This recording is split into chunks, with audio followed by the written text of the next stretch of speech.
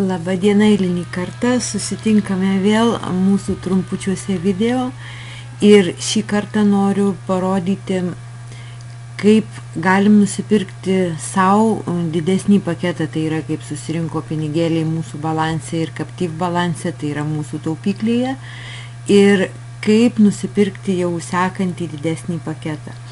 Taigi, manau, šitą prieigą į mūsų ofisą visi puikiai pažįstame, suvedame mūsų visus duomenis, kurių reikia, elektroninį paštą, slaptažodį, mūsų saugos kodą, dedame varnelę ir einame į mūsų virtualųjį ofisą.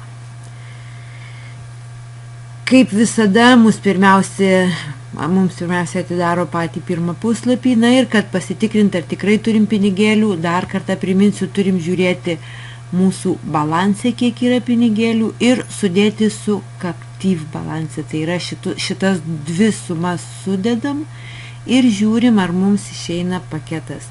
Šiuo atveju buvo bronzinis paketas ir kadangi suma yra gerokai daugiau negu 400, tai visiškai be jokios abejonės ir baimės žinom, kad mums išeina boosteris. Tai yra, galim laisvai pirkti pirmąjį jau mokamą paketą. Taigi, einame į skyrių Upgrade,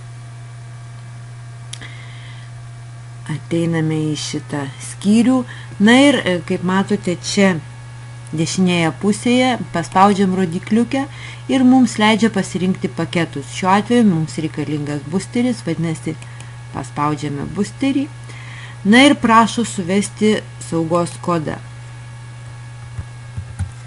Suvedame saugos kodą ir spaudžiame Submit, tą mėlyną klavišiuką.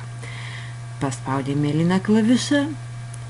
Ir kaip matote čia viršuje, būtinai visą laiką, kokią funkciją bedarytume, visą laiką žiūrėkime viršuje, kaip matote čia duoda žaliam kvadračiukė, kad pavyko sėkmingai, visą laiką atkreipkite į tą dėmesį visas funkcijas darant, jeigu žalias kvadratas įrašo sėkmingai, vadinasi, žingsnį padarėm teisingą. Jeigu būtų neteisinga, būtų raudonas ir rašytų, kokia yra klaidelė, kadangi šiuo atveju viskas gerai, kaip matote, čia kairėje pusėje mums duoda referencijos numeriuką, tokį ilgą iš skaičiukų ir raidžių, mums rašo kokia to mūsų būsimo paketo kaina, ir rašo, kad laukiama apmokėjimo.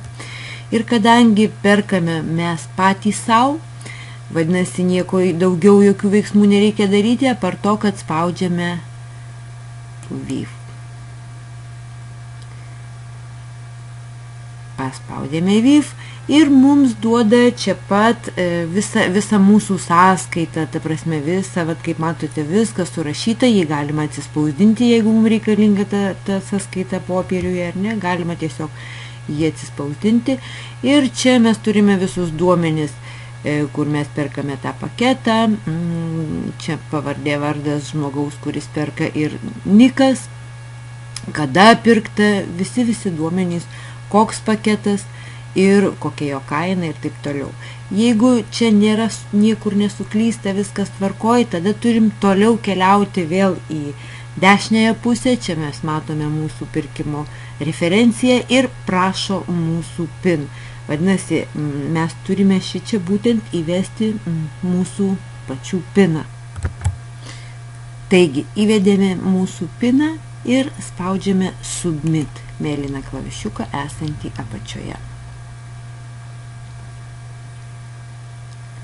Ir kaip matote, vėlgi mums duoda šitą žalią kvadračiuką, žalią langą viršuje, kur rašo Success, tai yra operacija atlikta sėkmingai. Ir čia mes matome visas referencijas, mūsų kaina mūsų paketo, niką žmogaus, kuris perka, datą, netgi su data, kada buvo perkama. Ir kaip matote, čia rašoma mėlyname kvadračiuke, juostelėje Waiting Processing, tai reiškia, kad laukia proceso. Ir žaliame kvadračiuke rašo, kad maždaug 30 minučių bėgyje susimokės mūsų paketas. Taigi, veiksmas atliktas sėkmingai. Ir ką belieka palaukti to laiko, kurio reikalauja, kad sistema nuimtų pinigėlius ir kad paketas susimokėtų.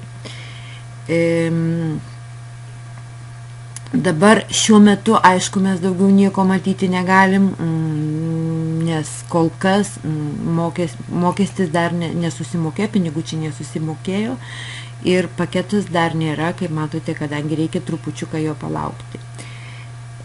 Ką galim padaryti? Galim eiti į skyrių Financial ir Payments, tai yra mokėjimai. Einame į skyrių mokėjimai.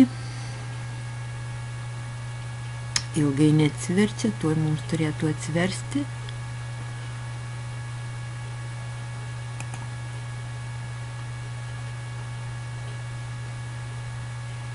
Va, atsiverčia skyrius mokėjimai ir tame skyriuje mokėjimai mes matome tą pačią mūsų faktūrą, kurią ką tik sugeneravome ir tą sumą, mūsų niką, datą ir tą patį laukiamą mokėjimo.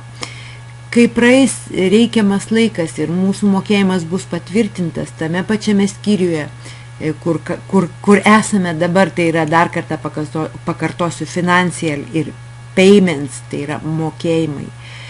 Ateisim ir rasime čia vietoj mėlyno šito kvadračiuko, tokį žalią trumpesnį kvadračiuką parašyta Paid, tai yra sumokėta. Na ir šiuo atveju būtų viskas, tai reikia tik tai palaukti, kol procesas bus įvykdytas.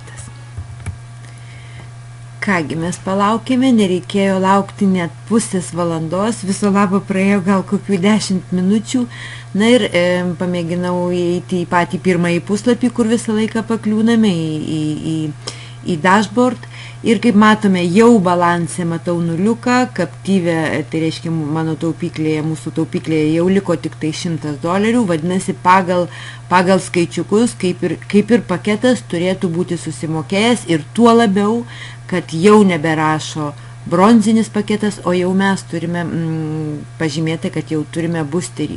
Kad įsitikinti, vėlgi galim dar nueiti į Financial, kaip sakiau, einame į Payments, atsiverčia mūsų šitas mokėjimų puslapiukas ir šičia be abejo jau mes matysime, kad jau nebelaukia apmokėjimo, o priešingai negu anksčiau, čia buvo mėlyna juostelė ir parašyta, kad laukiamas apmokėjimas, jau parašyta žalioje juostelėje, kad sumokėtas paketas. Taigi galime grįžti dar kartą į mūsų dashboard, tai yra į mūsų patį pirmąjį puslapį, kur visą laiką pakliūname. Na ir čia mes pamatysime, kad viskas, mokėjimas atliktas, paketas nupirktas, paketas pasikeitęs, pinigėliai nuskaičiuoti, viskas tvarkoj. Taigi iki sekančių video, manau, kad jų turėsime dar daug įvairiais klausimais, įvairiomis temomis ir sėkmingo darbelio visiems, viso geriausio.